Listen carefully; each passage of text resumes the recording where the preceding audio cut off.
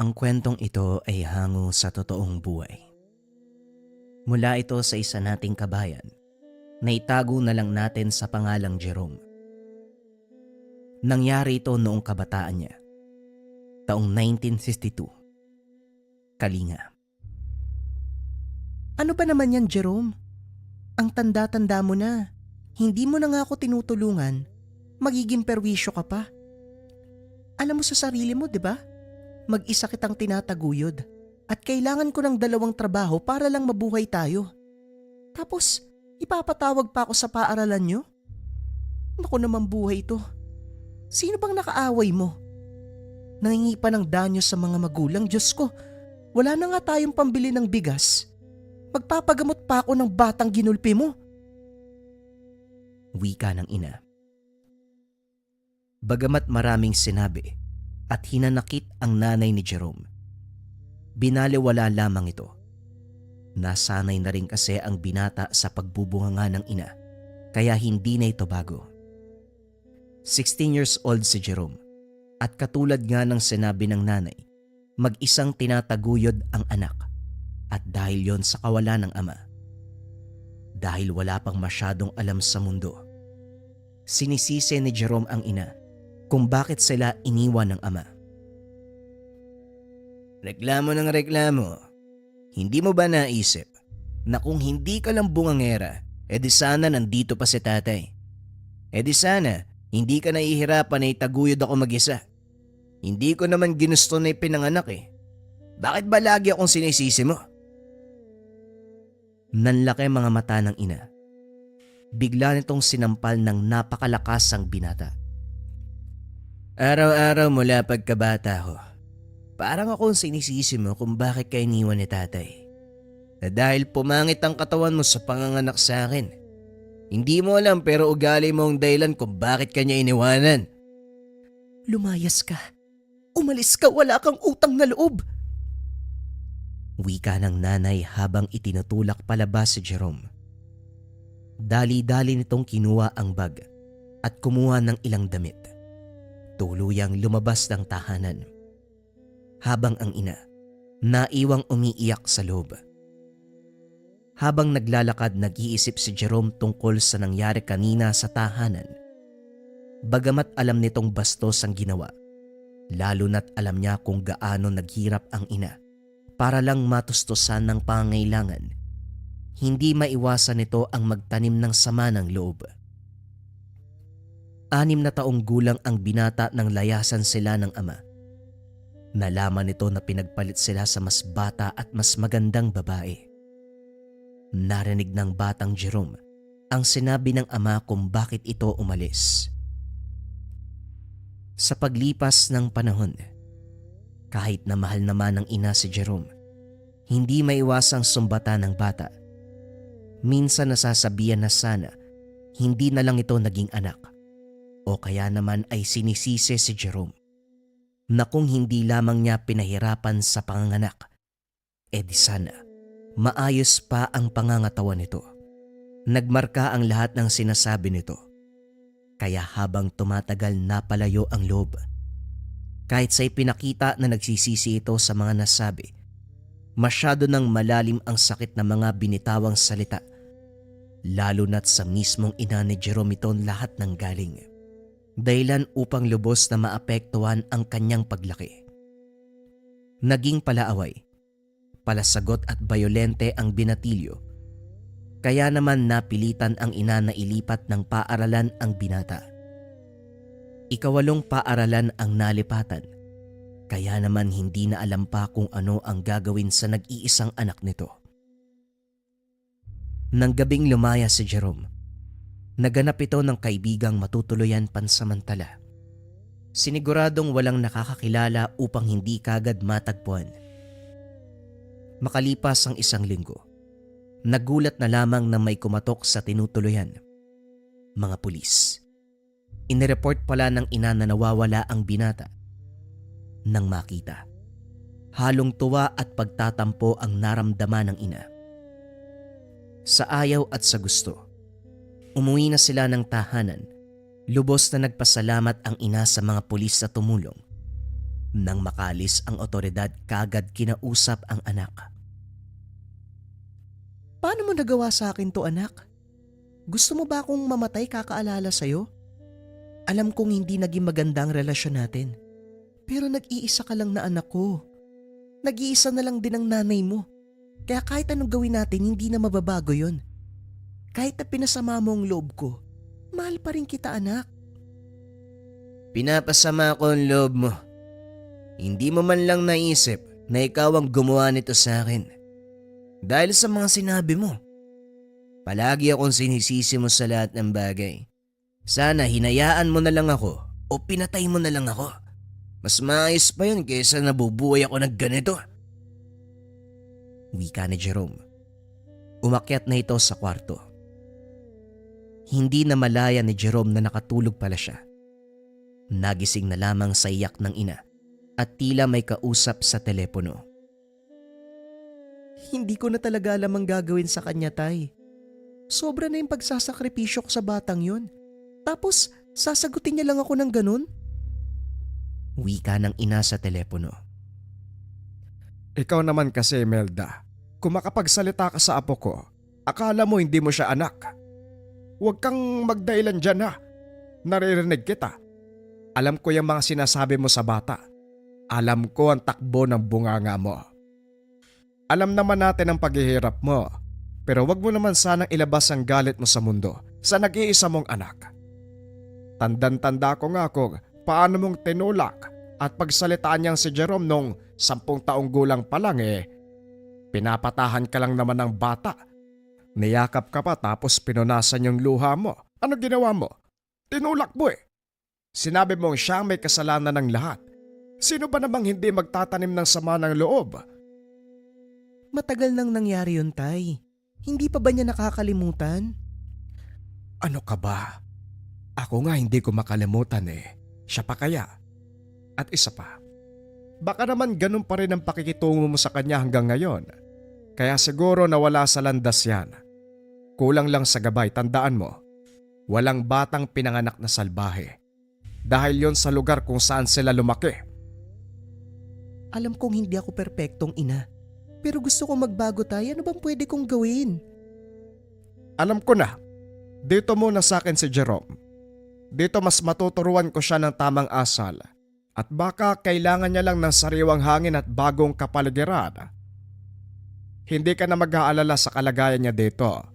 Lalo na kung nasa pangangalaga ko siya. At habang nandito si Jerome, ikaw naman, pagtuunan mo ng pansin ang sarili mo. Unawain mo yung mga ginagawa mo, pati na rin yung mga desisyon mo sa buhay. Baka sakaling magbago kayong dalawa, tandaan mo ha. Hindi lang ang anak mo ang may problema. Ikaw din. Nagpapasalamat ang ina sa pakikinig at pagbibigay ng payo ni Lolo Eman. Sumang-ayon ito sa rekomendasyon ng matanda. Nang mapansing pakyat ang ina, kagad nagtulog-tulugan si Jerome. Habang nakapatay ang ilaw at sa pag-aakalang tulog pa ang anak, pasimpleng nag-impake. Gustong-gusto niya talaga akong palisin, ano? Wika ng binata. Tuluyan na itong nakatulog. Kinabukasan, nakita ni Jerome na handa na ang mga bagahe. Hindi ito umimik. Umupo lamang ito sa mesa at nag-agahan. Hindi ka ba magtatanong kung saan ka pupunta? Alam ko na ang lahat. Hindi mo kailangan magpaliwanag. Habang nasa bus, inisip ng binata ang magiging buhay sa probinsya, lalo na't nasanay sa buhay na merong radyo, electric pan, at iba pang modernong kagamitan ng panahon. Matapos ang isang araw na paglalakbay, nakarating na rin sa Kalinga. Sinalubong ito ng kanyang Lolo Eman, maigpit na niyakap. Kagad kinamusta at doon lamang niya naramdaman na merong nagpapahalaga sa kanya. Kahit matanda na si Lolo Eman, napakahaba at puti ng buhok at balbas. Kitang-kita ni Jerome, matipuno pa rin ang pangangatawan. Ito pa nga ang nagbuhat ng lahat ng bagay na siyang ikinahanga. Lolo Eman, ilang taon ka na po uli? Para kang 30 ang lakas mo. Ikaw talagang bata ka. 89 na ako. Sa susunod na buwan karawag ko na. Lalong humanga si Jerome dahil tulad ng sinabi, matipuno pa rin ang pangangatawa ng matanda at malakas. Habang sila ay naglalakad, napansin ni Jerome na napakadaming bumabati sa matanda. Grabe lolo, hindi mo naman sinabi sa akin na sikat ka pala. Siguro dahil marami akong natulungan. Nga pala, baka mabigla ka. Sa gabi minsan nawawalan ng kuryente. Pero wag ka mag-alala, malamig naman dito. Nawawalan din ng tubig pagsapit ang 7:00 ng gabi. Kaya palagi ka magigiba. Hindi sigurado si Jerome kung magugustuhan ba nito ang isang buwang pananatili niya sa probinsya. Lalo na't nasanay ito sa pamumuhay sa syudad. Pagkarating sa tahanan, napansin kagad ni Jerome na balot ng maliliit na estatwa ang bahay ni Lolo Eman. Nung una, akala ni Jerome na mahilig lamang mag-ukit ang matanda. Ngunit habang naglalakad, napansin itong sobra-sobra na ang mga ito. Sa gitna ng bakuran, merong altar na gawa sa kahoy. Mas puno ng maliliit na estatwa. Kaya naman tinanong ng binata kung ano ang mga ito. Mga anito iho, ito'y maliliit na estatwang inukit sa matatandang kahoy. Meron itong iba't ibang anyo, mga hayop, tao, at iba pang hindi maipaliwanag. Pinaalalahanan din ng matanda na importanteng bigyan ng galang ang mga ito. Sa tuwing dadaan, kailangan itong yumuko upang magbigay galang. Sa tuwing 6:00 ng hapon ng Martes at Huwebes, kailangan nilang mag-alay ng pagkain, alak, na nakapaloob sa banga at manalangin ng taimtim. Naramdaman ni Lolo Eman na hindi nagustuhan ng binata ang mga sinabi. Maaaring naninibago lamang si Jerome, nabigla sa mga dapat itong gawin. Hinayaan na lamang niya ang binata, babantayan ng matanda hanggang sa masanay. Halatang halata kay Jerome na hindi ito sanay sa bagong pamumuhay. Kailangan itong gumising ng napakaaga upang kumilos, maganda ng agahan, maglinis ng bakuran, kausapin ang mga bumibisita sa lolo. Doon nalaman ni Jerome na isang kilalang mambunong pala si Lolo Eman. Nagbabasbas, nagbibigay proteksyon at kung ano pang seremonya ang ginagawa nito. Ilang beses nakakalimutan ni Jerome na yumuko pagdaan sa altar. Hindi rin maiwasan ng matandang pagalitan ng binatilyo dahil ayaw lamang niya itong mapahamak. Kalaunan, minabuti ng binata na wag dumaan sa may altar sa hindi malamang dahilan. Kakaiba ang nararamdaman nito sa lugar. May kakaibang enerhiyang bumabalot dito na habang tumatagal, mas napapansin niya. Isang araw na lang ang natitira bago bumalik sa syudad. Hindi inaasahan ni Jerome na tuluyan ng magagalit sa kanya ang lolo. Huwag mong lapitan ng mga yan kung wala kang respeto, iho. Hindi ka na yumuyoko sa pagdaan mo. Nais mo pang kunin ang isa sa mga estatwa. Sinasabi ko sa iyo, naging mahaba ang pasensya ko dahil nauunawaan ng mga espiritu ang damdamin mo. Pero lahat ay may hangganan. Babala ni Lolo Eman. Lumapit ito sa altar. Dala-dala ang banga at mga alay na pagkain. Hindi na iwasan ni Jerome na magalit ng sandaling iyon. Para sa kanya, ang mga estatwa ay mas pinapahalagahan, inaalagaan pa kumpara sa kanyang buhay. Ano bang meron sa mga kahoy na to at sobra-sobra niyo kong alagaan? Hindi nga sila gumagalaw o nakakapagsalita. Paano pa sila kakain at iinom? Hangal ka. Binalaan na kita na wag lalapit lalo na't wala kang pagrespeto sa kanila. Akin na yan. Talagang gusto mo sila na magalit sa'yo, ha? Sumama ang loob ng binata. Hindi nito inaasahan na magagawang magalit sa kanya ng lolo. Akala niya, nakatagpo na rin siya ng taong magpapahalaga sa kanya. Makahila ka naman lolo, makakahoy lang yan. Tapos na ang panahon ng Maika, mga diwata at kung ano pa. Nasa modernong panahon na tayo, hindi na uso yan. Hindi mo alam ang sinasabi mo. Hindi natatapos ang paniniwala dahil lang sa lungsod. Akala nyo, mas matalino ang mga nasa syudad. Pero ang katotohanan, nagiging mangmang kayo dahil hindi nyo alam ang tunay na kapangyarihan ng kalikasan. Tandaan mo po, buhay ang mga anito at hindi mo sila dapat pinaglalaruan. Inayos ng matanda ang altar. Niyaya nito ang apo upang magapunan. Habang naglalakad papasok, hindi maiwasan ni Jerome na makaramdam na tila merong mga mata na nakatitig sa kanya. Lumingon ito muli. Nanlaki ang mga mata nang makita niyang umiikot ang ulo ng mga ito. Ngunit pagpikit niya muli, bumalik lahat sa ayos. Iho, sana maintindihan mo ko. Ginagalang ko naman ang mga hilig mo. Sana, galangin mo ang paniniwala ko.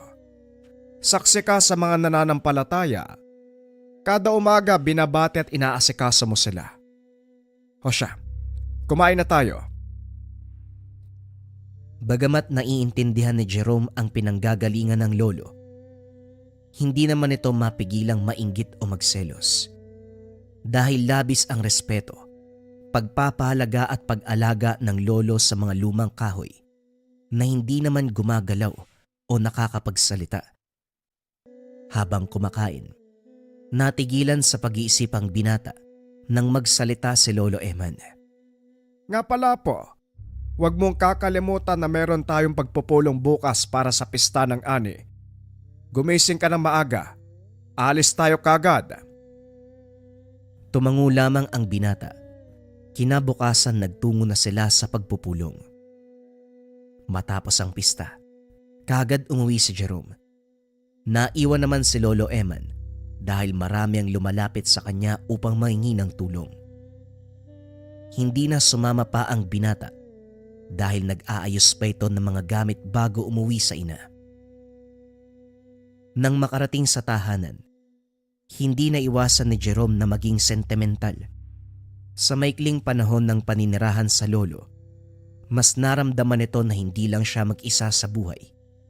Hindi katulad sa kanyang ina, na madalas siyang sinisisi sa kada malas na mangyayari sa kanilang buhay. Napatingin si Jerome sa may bintana. Kagad nitong nakita ang altar ng mga anino. Pagkahakbang pa lamang, biglang bumuga ang napakalakas na hangin na tila binabalaan nitong wag nang lumapit pa. Naglakad pa rin ito. Nabagot at tuminto sa harapan ng altar. Hindi ito yumuko. Dinampot ang isang rebulto at pinagmasdan. Nakaupo ang estatwa. Mas malaki ang ulo nito kaysa sa katawan. Napakalaki ng mga mata. Kahit nakakaiba ang itsura, halatang tao ang inspirasyon ng rebulto. May bibig nga, hindi naman nagsasalita. At saan kaya napupunta mga pagkain at alak na palaging inaalay? Hindi naman bumubuka mabibig niyan. Wika ni Jerome habang sinusubukang ibuka ang bibig ng estatwa. Umihip ng napakalakas ang hangin. Tila malagkit at lumamig ang paligid. Wari ni Jerome, baka malapit ng umulan. Pagtingin sa itaas, terik na terik ang araw. Kaya naman inisip ng binata na guni-guni ang nararamdaman. Ibinaba ni Jerome ang estatwa at dumampot ng bago. Kalahating tao at ang ulo ay baboy ramo. Malaki ang pangangatawan ng estatwa. Nakasimangot ang reaksyon habang nakalabas ang dalawang matalas na pangil. Hinawakan ng binata ang pangil at nasugatan. Nagalit ang binata dahil kahit maliit, Kakaiba ang sakit na nararamdaman.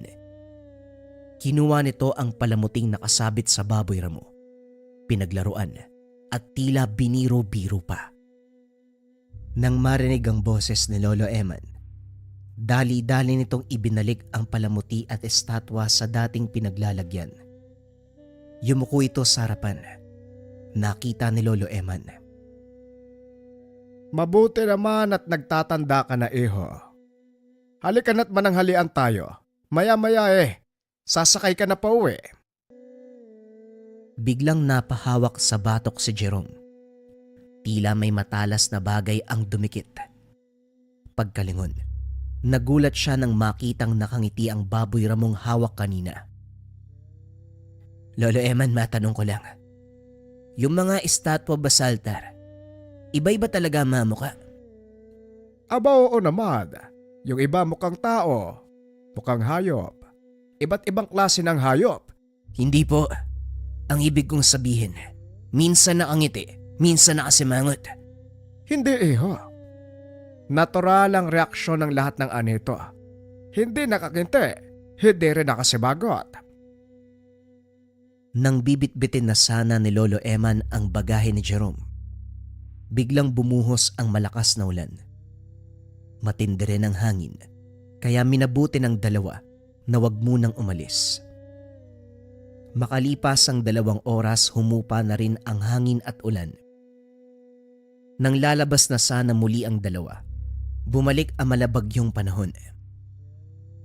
Mukhang ayaw kang pauwiin, iho. Sige, doon ka muna sa kwarto mo. Magpalipas ng gabi. Baka bukas umayos na ang panahon.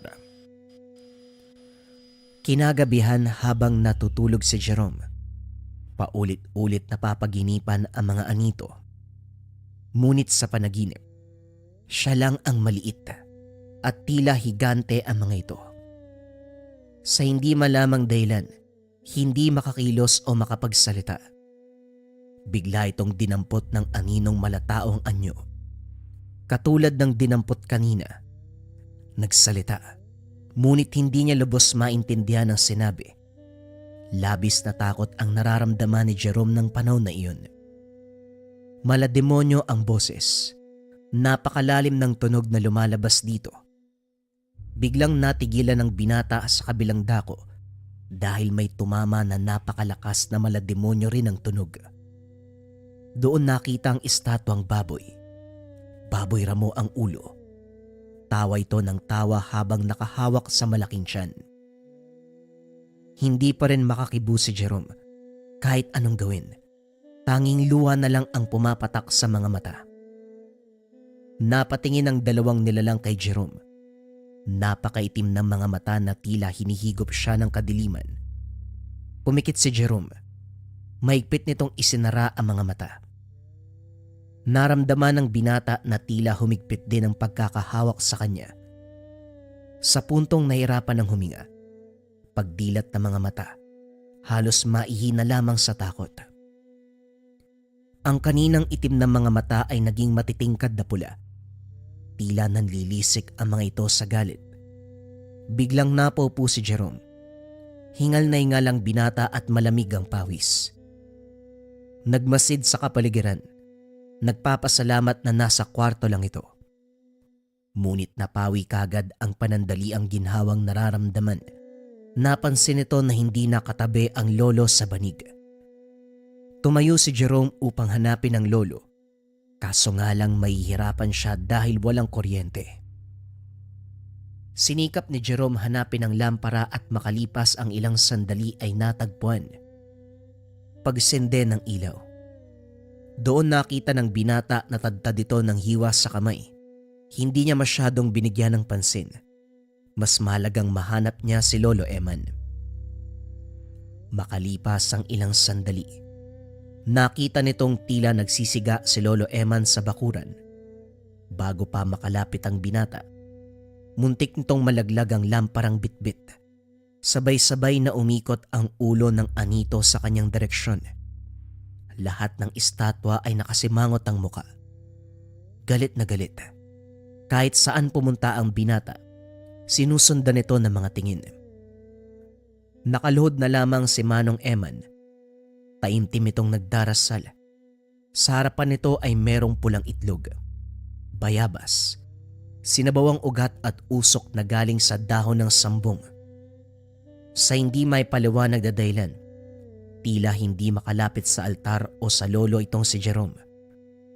Bukod sa sumusunod ang mga ulo ng anito sa binata, tila may hindi makitang harang ang humihiwalay sa kanya. Lumakas ang boses ni Lolo Eman habang patuloy na nagsasalita. Doon natuklasan ng binata na hindi lingwahe ng tao ang sinasabi. Umikot sa bakuran si Jerome upang sana'y mapansin ng lolo. Ngunit bagyang natakot ang binata nang makita nitong puting-puti ang mga mata ng matanda na tila ba sinasapian. Nagdurugo na rin ang ilong ng matanda, kaso nga lang hindi pa rin tumitigil. Labis na nag-alala si Jerome sa kalagayan ng lolo, kaso nga lang hindi ito makalapit. Habang walang magawa ang binata, sabay-sabay bumuka ang bunganga ng mga estatwa. Tila inaasar ito sa mga sinasabi. Hindi naman sila nakakakain o nakakapagsalita. Ang kaninang galit na reaksyon, napalitan ng masamang pagtawa. Napaluhod na lamang si Jerome sa takot na nararamdaman. Rinig na rinig nito ang malademonyong halakhak ng mga estatwa. Paulit-ulit itong nanghingi ng paumanhin habang nakatakip ang mga tenga. Hindi na namalaya ni Jerome na halos 1 oras sa pala ang lumipas. Tila nanginig sa takot ang binata nang hawakan ito ng napakalamig na kamay. Iho, wala ka bang balak tumayo dyan? Kaagad itong niyakap ng binata. Nagpapasalamat na ayos lang ito. Lolo Eman, ano pong nangyari? Ano pong ginawa niyo? Bakit nagkagano ng mga anito? Ikaw ang dapat magsalita. Kamuntikan ka na nilang kunin. Ano bang ginawa mo, iho?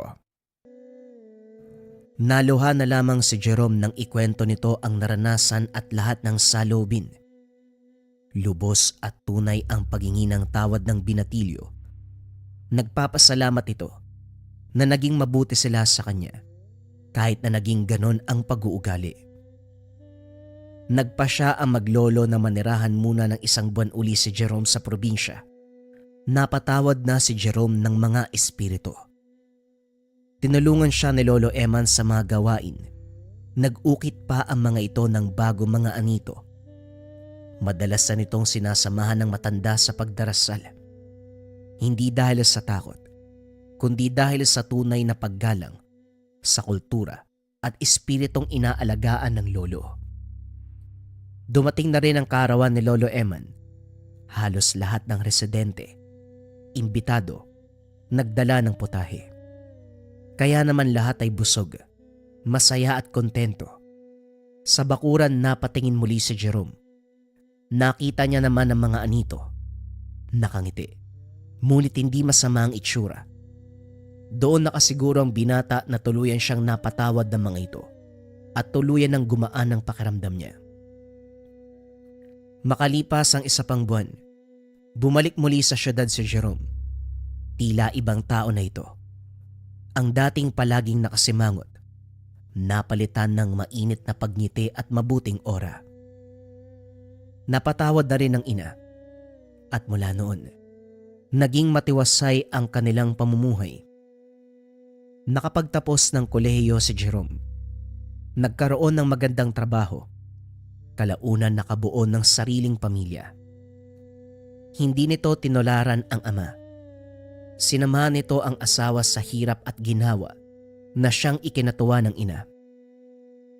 Dahil sa katandaan, yumaon na rin ang nanay ni Jerome. Ganun pa man, masaya ang mag-ina dahil naging matiwasay ang kanilang pagsasama, natuto sa mga pagkakamali. Pakiusap ni Jerome sa mga nakikinig ng kwento. Matutong magbigay ng respeto. Respeto sa tao. Respeto sa kalikasan. At higit sa lahat, respeto sa paniniwala ng bawat tao. Bagong kwento pa rin ang kasunod mga kabayan. Ito ay tungkol sa aswang na tigbaliw. Simulan na ang storya. Ang kwentong ito ay hango sa totoong buhay. Mula ito sa isa nating kabayan.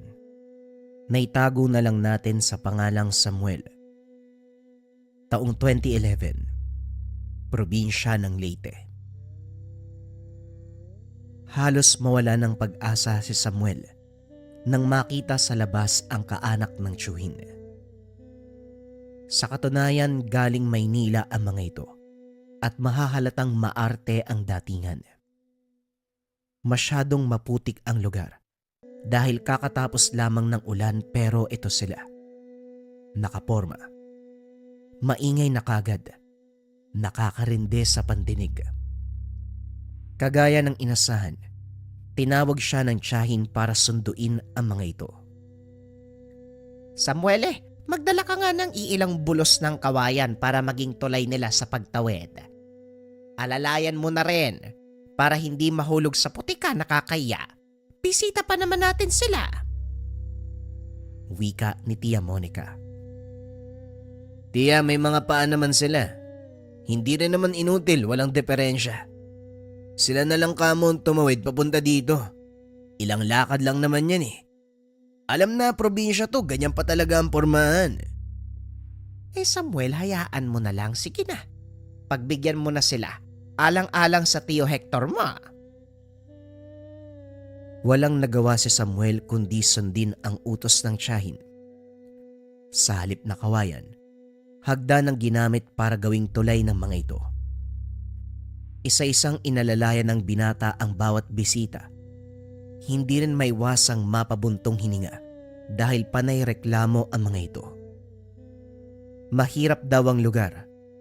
Maputik, mabato, liblib, at wala na silang makitang maayos.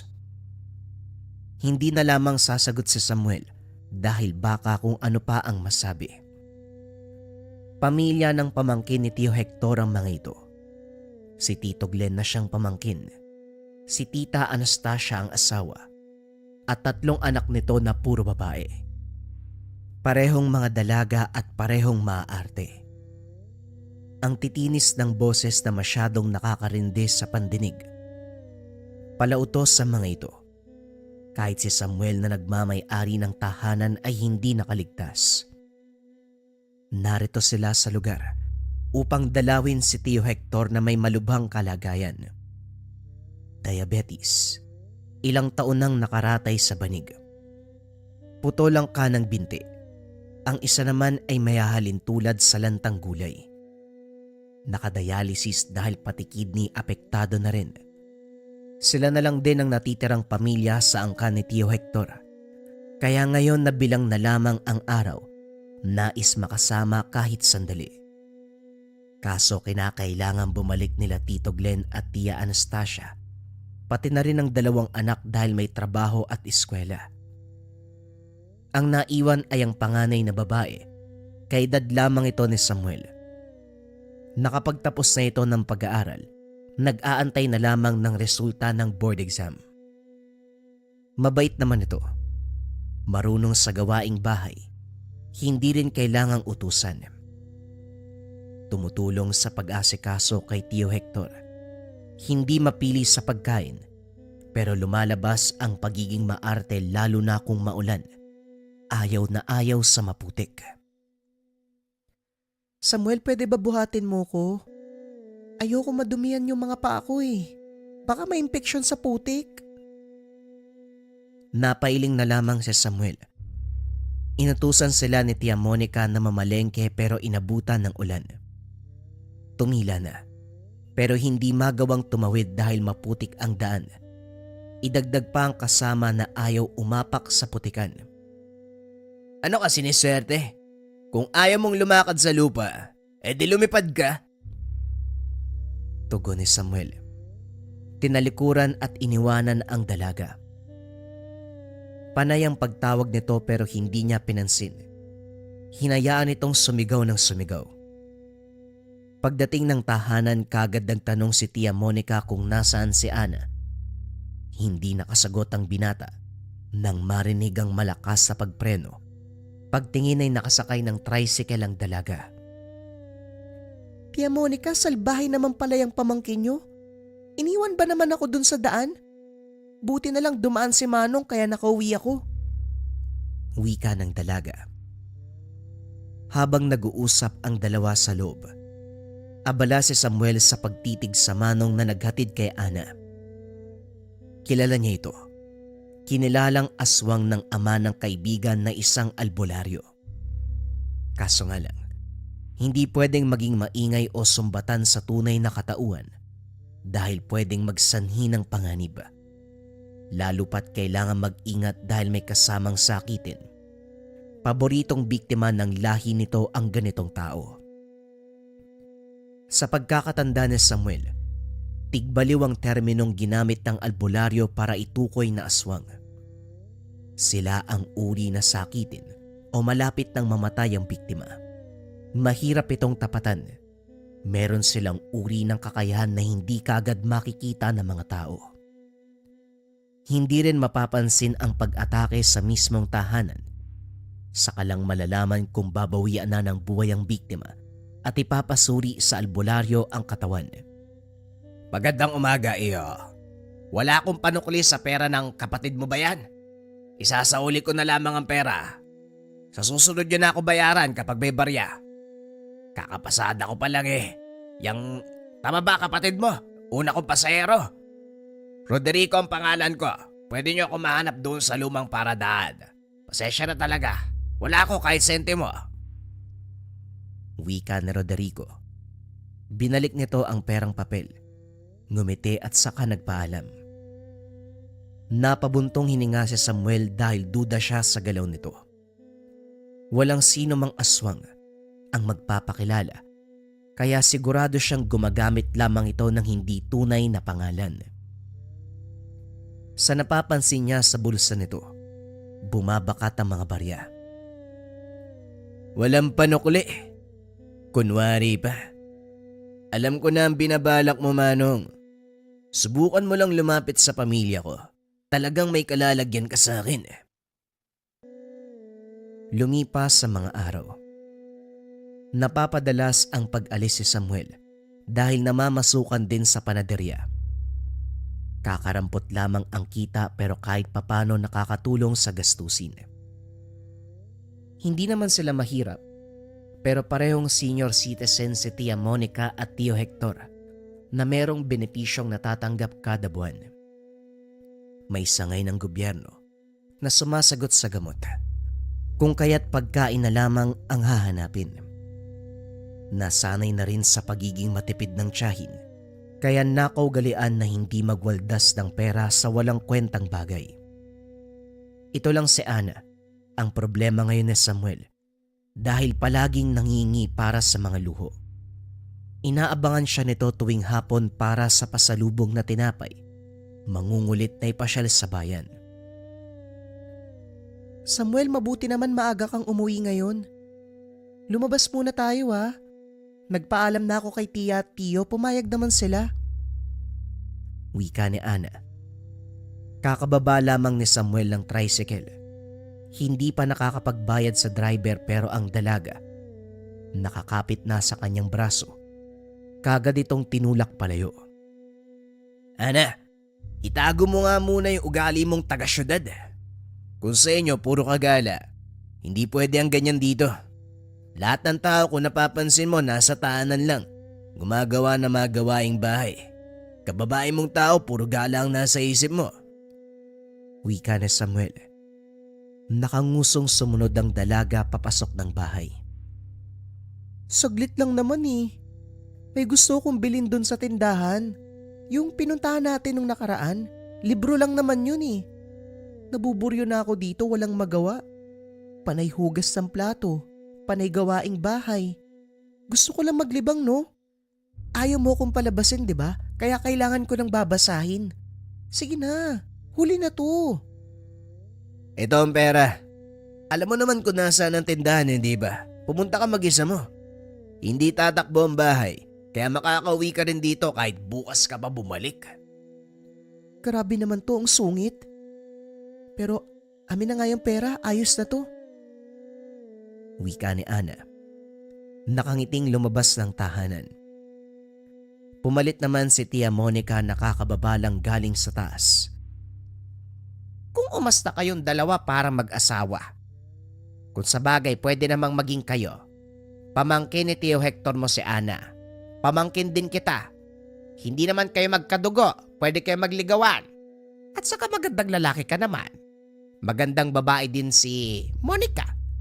Ano pang inaantay niyong dalawa? Kilabutan naman po kayo sa sinasabi nyo. Kung mag-aasawa lang din ako, wag na sa maarte at sa kagalang babae. Kung umasta si Ana parang bata. Kung tutusin 25 na yan eh. Ganyan talaga kapag tubong syudad at mula sa mayamang pamilya. Iba ang nakagis ng buhay kumpara dito sa atin. Pero seryoso, kayo na lang kasi. Napabuntong hininga si Samuel. Natawa sa sinabi ng tiyahin. Bumalik na rin sa taas matapos makakuha ng tubig para pampuna sa katawan ng tiyuhin. Siya naman, dumiretso sa kusina para makapaghanda ng hapunan. Lumipas ang oras. Natapos sa gawain si Samuel. Lumabas siya. Nakatayo sa bukana ng bakod. Nasa kalsada ang tingin. Kanina pa umalis si Ana pero hanggang ngayon hindi pa nakakabalik. Nagtanong ang binata sa tiyahin pero maging ito ay walang ideya. Nautusan na ring puntahan at baka naligaw. Papara na sana ng masasakyan nang masipatang paparating na tricycle sa kabilang daan. Nasundan nito ng tingin hanggang suminto sa harapan. Bumungad ang muka ni Roderico. Malapad ang ngiti. Bumaba din si Ana na maraming bitbit. Lahat ng ito ay binigay sa kanya. Nakipag-usap pa ito sa lalaki habang nagbibilang ng barya. Pagkatapos, inantay pa nitong makapasok sila ng bahay bago umalis. Nasundan ng tingin ni Samuel. Kagad ding napatanong si Ana. May problema ka ba kay Manong Roderico? Kung makatingin ka parang ang sama niyang tao ah. Teka, may iniisip ka tungkol sa amin ano Samuel ah? Sa ganda kong to, hindi ako papatol sa may edad na. Hoy Ana, sa dinami-dami ng namamasada, doon ka pa sa lalaking yung sumakay. Sa susunod, doon ka sa mas matino, yung driver na walang tinatagong katauhan. Ano bang sinasabi mo dyan kung makapagsalita ka naman? Magkaaway ba kayo ni Manong? Ang sama mong mag-isip ah. Ibang klase ka rin ano. Pinagsasabihan ka na nga, sisingita mo pa ng kung ano-anong tanong. Sundin mo ang sinasabi ko dahil bago ka lang dito. Mamaya mapahamak ka eh. Umirap ang dalaga. Naglakad papalayo sa kanya. Inatupag ang pinamiling libro. Ibinalik ni Samuel ang tingin sa labas. Napatitig sa tricycle ni Roderico na nakaparada sa hindi kalayuan. Ilang sandali pa nakita niya ito. Kumaway pa sa kanya habang nakangiti. Sa pagmamasid, kahit nasa malayuan hindi may kakaila ang kakaibang dating. Kung titignan, para siyang may kaunting problema sa pag-iisip dahil sa palaging pagngiti, bigla ang pagkaway at pananalita. Magalaw din ang ulo nito at bigla-biglang babahing. Bukod dito, questionable din ang itsura dahil hindi masyadong kita ang guhit sa pagitan ng ilong at bibig. Sa natatandaan niya, binanggit din ng albularyo. Isa ito sa palatandaan na hindi ordinaryong tao ang karap. Pwedeng aswang, pwedeng engkanto o maligno. Kikilos ito na parang normal na tao para makipagsabayan sa takbo ng buhay. Pero isa rin ito sa paraan para mapalapit sa biktima. Malalaman kung may balak kapag masyadong palakaibigan at madalas ang paglapit. Darating pa sa hindi inaasahang pagkakataon. Napahugot ng hininga si Samuel Sinusundan pa rin ng tingin si Roderico. Sa puntong ito pinaandar ang tricycle at umalis. Sa mismong harapan ng bahay dumaan. Nang tumapat ay tumingin sa kanya. Ngumiti at kumaway. Samuel, kanina ka pa dito sa labas. May inaantay ka ba?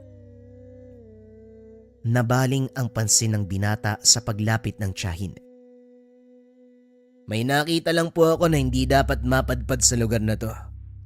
Delikado po kasi, lalo na sa kalagayan ni Tio Hector. Hindi na kailangan pang ipaliwanag sa detalyong pamamaraan. Kagad naintindihan ni Tia Monica ang ibig sabihin ng binata. Napansin ko rin siya nung nakaraan. Hindi naman yung taga rito, hindi ba? Nalaman niya siguro yung tungkol sa tsuhin mo. Wala po akong ideya eh. Pero kung dumaldalang pamangkin ni Tio, posible po yan. Si Ana, bakit? Magkakilala ba sila ng taong yon? 2 beses na po siyang sumakay sa tricycle ni Roderico. Mukhang malapit nga sila sa isa't isa eh. Kung mag-usap, parang nakakapagpalagay na ng loob. Parang may halong panibugho. Nagtunog ayaw maagaw si Ana ng iba. Tiya naman. Seryosong bagay yung pinag-uusapan natin. Sisingitan nyo ng kalokohan. Nagbibiro lang ako. Pero kung nagsalita nga si Ana, anong gagawin natin? Sa puntong ito, labis na bahala ang nararamdaman ng tiyahin. Bantayan na lang po natin si Tio Hector. Kung sakaling may napansin tayo, tatakbo ko sa kaibigan kong may lolo na albularyo. Sigurado ako makakatulong yun sa atin. Sa pag-uusap ng magtiya, napakinggan lahat ni Ana. Nang umalis si Tia Monica, lumapit ang dalaga kay Samuel para magtanong. Uy Samuel, ano bang pinag-uusapan nyo?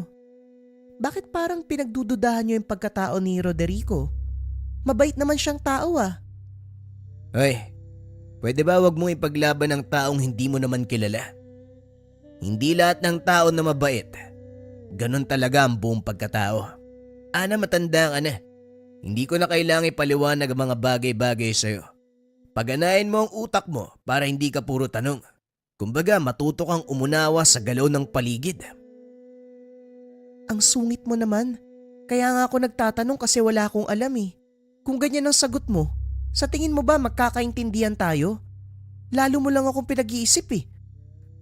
Naubos na ang pasensya ni Samuel, kaya't sinabi na ang totoo tungkol kay Roderico. Halata sa reaksyon ng dalaga ang pagkagulat. Napakapit pa sa kanya nang linawin ang pagkakasabi ng aswang. Maigpit din itong pinagsabihan na wag nang lumapit o makipag-usap sa matanda. Kaso nga lang, si Roderico ang palaging dumaraan sa tahanan. Kung makikita si Ana, kagad siyang tinatawag. Matataranta ang dalaga, kakaripas papasok. Sinita naman ito ni Samuel. Sa ginagawa mo, mahalata niya na may alam tayo tungkol sa kanya. Umayos ka. Maging casual ka lang. Sabi mo kasi aswang eh. Ano gagawin ko? Pero paano ba kikilos kapag tinawag ka ng Hinay-hinay sa pananalita mo. Matalas ang pandinig niyan. Sinilip ni Samuel ang labas. Nakaparada ang tricycle ni Roderico sa harapan ng tahanan. Sumisilip pa ito. Mabuti na lang sarado ang bukana ng bakod. Ilang sandali pa dumating si Tia Monica. Galing ito sa pamamalengke. Pinakitunguan ng mabuti ang matanda. Kinausap sandali na parang wala lang. Pagkatapos ay umalis na rin. Samuel, anong meron? Bakit nasa harapan ng tahanan si Roderico? May gagawin ba siya? Eto kasing pamangkin ni Tio Hector, tinawag ng lalaki. Kumaripas ng takbo papasok ng bahay. Syempre magtataka si Roderico kung bakit ganun yung reaksyon niya. Kaya siguro panay ang silip dito. Kunot noong napatingin si Samuel kay Ana matapos mahampas. Syempre tatakbo ko, aswang yun eh. Yun ang sabi mo, di ba? Hindi kita tinatakot, Ana. Ang problema lang sa'yo, hindi ka marunong kumilos ng naaayon sa sitwasyon. Hindi magtatagal, mabubuko tayo eh. O sige na, nag-aaway na naman kayo, Samuel. Ikaw na lang muna magluto sa kusina. Ana, doon tayo sa tsuhin mo. Tulungan mo kung bihisan siya. Bumaba si Samuel sa kusina. Naging abala sa paghahanda ng mga sangkap. Lumabas siya nang makitang kulang ng malunggay. May pananim sa bakuran, kaya walang problema. Kaso nga lang hindi na nakakuha ng makita si Roderico. Nakadungaw sa trangkahan ng bakod. Napatras ito ng pagbuksan niya. Magandang hapon, Manong. May problema po ba tayo? Sa halip na sumagot. Tumingala si Roderico sa itaas, kung saan direktang makikita ang bintana ng kwarto, kung saan nakaratay ang syuhin. Inagaw niya ang atensyon nito para mabaling sa kanya. Nagulat siya sa sinabi nito. May sakit din sa bahay nyo. Isang lalaki. Mag-iingat kayo kasi may babalik dito para biktimahin ng lalaki. Ikaw ang maaasahan sa pamilyang to, iyo. Kaya sana bantayan mong maigi ang mga tao. Labas-masok o yung dumaraan lang. Malay natin, isa sa mga ito ang dadali sa pasyente. Kagad kwinelyohan ni Samuel si Roderico. O baka naman ang gusto mong sabihin, ikaw mismo ang dadali sa chewing ko. Tama? Ano? Sumagot ka! May bala ka, ano? Nabitawan ni Samuel ang lalaki nang tapikin nito ang kamay niya. Dumistansya. Nagbago ang reaksyon ng muka. Sumulyap muli sa itaas. Pagkatapos ay bumaling na sa kanya. Masyadong mainit ang ulo mo, bata. Pero siguro tama ka. Malay natin, may balak ako sa kanya. Hindi na nakapagpigil si Samuel. Sunod-sunod na suntok ang binigay kay Roderico. Kung hindi lang pinagtinginan ng mga dumaraan, hindi to titigil. Sumigaw na rin si Ana nang makita ang pangyayari. Dali-daling bumaba si Tia Monica para umawat. Sa kabilang banda, tumawa lamang si Roderico pagkatapos ay umiiling na lumayo. Sa nangyari, hindi maiwasang kabahan ni Samuel. Nang mahimasmasan pinuntahan ng kaibigan, nakiusap sa lolo nitong albularyo, nangingi ng tulong. Madaling kausap si Lolo Guido, lalo pat tungkol sa aswang. Ito ang pinakapaboritong parte ng matanda bilang albularyo. Sumama pagbalik ng tahanan para masuri ang tiyuhin. Tahimik na naghihintay sa paglabas ng albularyo. Hindi mapakali ang binata. Panay ang silip sa labas. Sinisiguradong walang kahit na sinong umaaligid, lalo na si Roderico. Si Tia Monica naman, nakaabang sa pintuan ng kwarto. Katabi nito si Ana, na hindi rin maitago ang pag-aalala.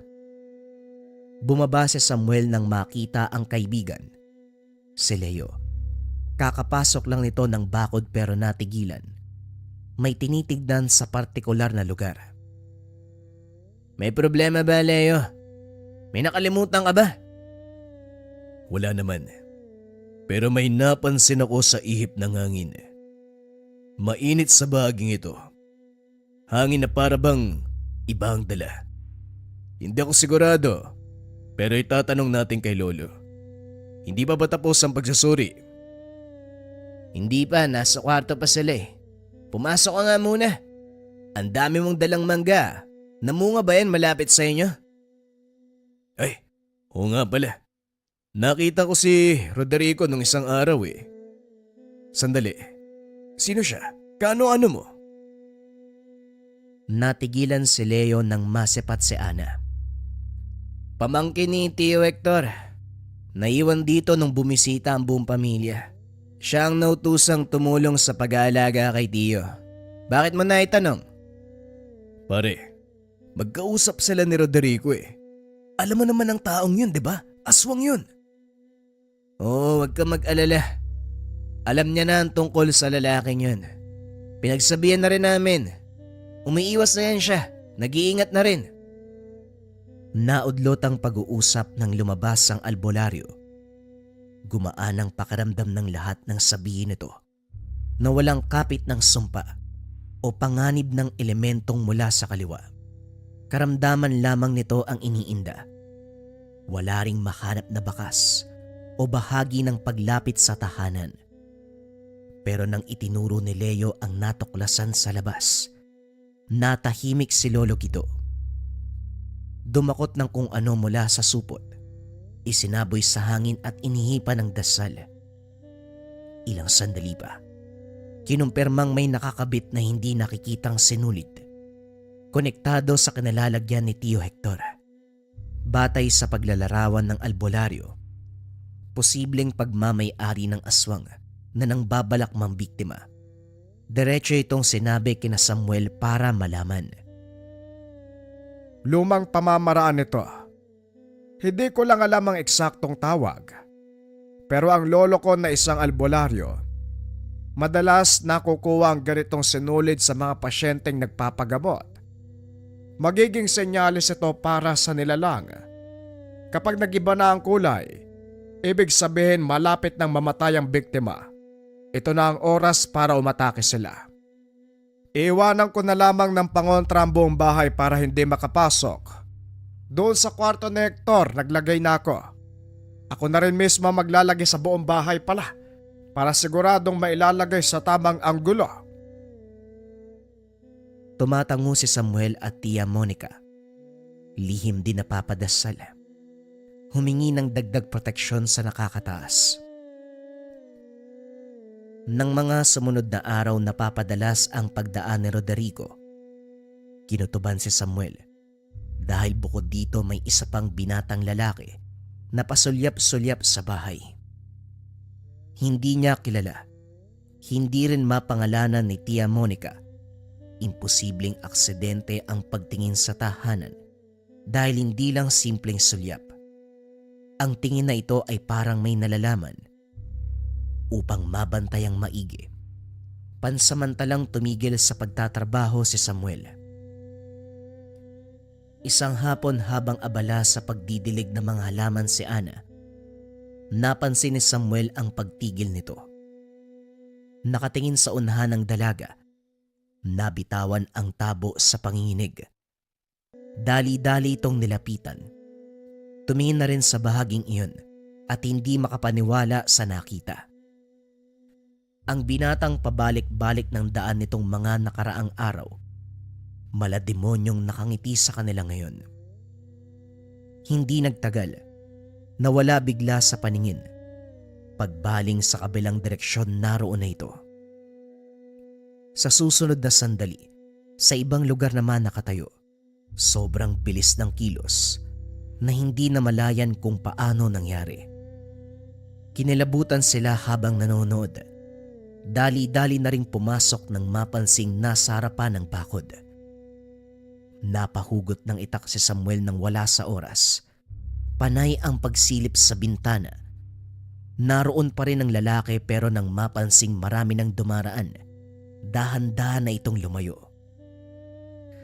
Samuel, yun ba yung aswang? Totoo nga siguro yung kasabihan. Kapag nasa probinsya talaga may aswang, natatakot na ako. Gusto ko nang umuwi sa amin.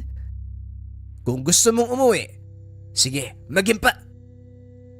Nanlaki ang mga mata ni Samuel nang makita ang mukha ng lalaki sa bintana. Kung tutuusin, napaka-imposible dahil nasa ikalawang palapag sila ng tahanan. Ngumiti ito, pero kikilos pa lang sana si Samuel ay nawala bigla. Pagkadungaw, nasa baba na ito at nakatingala sa kanya. Hindi na kaya pang pigilan ng binata ang galit. Nagmamadaling lumabas. Nasa malayo na ang lalaki pero pinilit habulin hanggang sa dumating si Roderico. Nagpresenta itong tumulong. Papasakayin sana si Samuel pero humindi ang binata. Dito nailabas ang galit. Tinaga ang bahagi ng tricycle. Magtulong ka mo. Baka magkasabot pa nga kayo eh. Halika, uunahin na kitang patayin. Mabuti na lamang pinaandar kagad ni Roderico ang tricycle bago tumama ang itak sa likod niya. Kagad ding umayo si Samuel nang may dumaang tao. Pagbalik ng tahanan, kunot noong tumitig kay Tio Hector. Ibang-iba na ito kumpara dati. Wala nang sigla ang mga mata. Nakatingin na lamang sa iisang direksyon na para bang nakatitig sa kawalan. Kahit anong pagtawag, kahit anong kalabit ay walang sagot. Anali ka nga. Nung lumabas ako, wala ba nakapasok dito? Wala naman, may problema ba? Tignan mo si Tio Hector. Parang may mali sa kanya, silipin mo. Sinuri ni Ana ang chewin. Kahit ito man ay hindi sigurado kung ang chewin pa ba ito. Natatarantang tumakbo sa tahanan ng kaibigan si Samuel upang ibalita ang kaganapan. Sinuri ng albularyo ang katawan. Nakaupo ito sa tabi ng pasyente. Inihipan ng orasyon bago dinama ang pulso. Ilang sandali pa ang dumaan. Biglang napatayo sabay salita. Hindi ito katawan ng tao, Leia. Bilisan mo, akin na ang gamit. Naalerto ang lahat. Hindi makapaniwala nang matapos ang ginawang ritual. Bumungad ang puno ng saging mula sa katawan ng chewin kanina. Ngayon katawan na lamang ng puno. Nangihinang natumba si Tia Monica. Kaagad namang sinalo ni Ana. Lumapit na rin si Lolo Guido para tulungan itong bumalik sa ulirat. Si Samuel sa kabilang banda ay dali-daling bumunot ng patalim. Kahit gabi na ay lumabas pa rin. Ang kaibigang si Leo ay sumunod. Dumiretso si Samuel sa lumang paradahan ng sasakyan kung saan sinabi ni Roderico na doon siya makikita. Kaso nga lang pagdating doon, nakatambak na sirang parte ng mga sasakyan lamang ang naabutan. Hindi rin alam kung saan ito nakatira. Subalit sa kabilang banda, biglang lumitaw ang lalaki. Kagad sinugod, pero hindi matamaan dahil sa mabilis na kilos. Hayop ka. Demonyo. Biniktima mo ang chewing ko. Wika na Samuel. Pigil-pigil ni Leo dahil nais makapatay. Nagkakamali ka, iho. Oo, may lahi ako. Pero hindi ibig sabihin nun wala akong puso. Sa kabila ng aking katauhan, pinili ko mamuhay ng normal kagaya nyo. Siguro nagtataka ka kung bakit ako nandito. Nakaugalian ko magtungo sa lugar kung saan may bakas ng pagbabalak na makalahi ko. Sinabihan kita sa araw na yon pero pinagtabuyan mo ko. Gusto lang kitang balaan. Dahil ang binatang yon hindi basta-basta makokontra ng anumang gamit. Kaya nga nalampasan ang pananggalang ng albularyo. Ano bang sinasabi mo? Hoy, kilala kita. Ikaw rin yung taong nakasalubong ni Lolo sa kabilang bayan. Tapos nung may biniktima ng tigbaliw sa ibang lugar ay naroon ka rin. Tapos dito naman, huwag mo kami daan sa rason mo na nakaugalian ng ganito. Hindi mo kami maluloko. Naganda ang binata sa pagbato ng orasyon. Pero laking gulat ng buhati ni Roderico mula sa tricycle ang bangkay ng binatang aswang. Sugatan ng leeg. Malaki ang buta sa dibdib na para bang hinugot ang puso. Kaanak ko ito pero pinatay ko bilang kabayaran sa ginawa sa chewin mo. Samuel, bakit ko nga ba ginawa? Hindi ko rin alam. Basta ang sa akin, ginawa ko lang ang sa palagay kong tama. Kung hindi ka maniniwala, problema mo na yon. Muling binuhat ni Roderico ang bangkay pagkatapos isakay sa tricycle. Nasundan na lamang nila ito ng tingin habang lumalayo. Nangangahulugan, bumalik ng tahanan sina Samuel at Leo. Nagulat sila sa ibinalita ni Lolo Guido. Nagpunta si Roderico para ibalik ang katawan ni Tio Hector. Binalik pero huli na ang lahat dahil wala na itong buhay. Gayunpaman ay nagpapasalamat pa rin dahil mabibigyan ng maayos na libing ang tunay na katawan. Wala na rin namang magagawa pa. Walang kahit na sinong makakabalik ng buhay sa isang patay. Magmula ng araw na yun, hindi na nagpakita pa si Roderico. Nanatiling palaisipan kay Samuel ang kilos nito. Para sa binata, posibleng palabas lamang ito ng matanda. At ang totoo, magkasabwat sila ng lalaking tigbaliw. Pinatay niya lamang ito upang iligtas ang sarili.